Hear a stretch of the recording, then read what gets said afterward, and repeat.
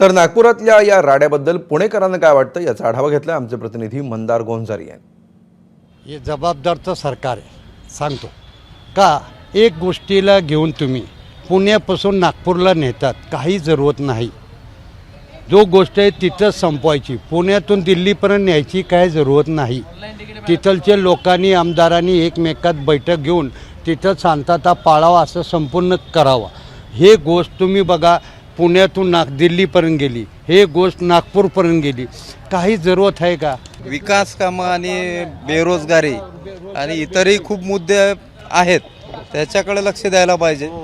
आणि ही जे दगडफेक करून आणि कुठं मारामाऱ्या करून ह्या काही गोष्टी बरोबर नाही आहेत। त्यांची पोळी भाजून घेण्यासाठी ते कमेंट करतात, एकमेकावर आरोप करतात, पण त्याच्यामध्ये सगळ्यात नुकसान तरुणांचंच आहे। सर इतके दिवस पण तिथेच होती मग समाधी, आता पण तिथेच आहे।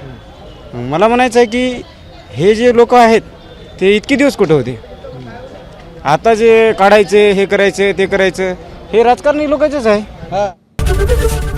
एबीपी माझा, उघडा डोळे बघा नीट।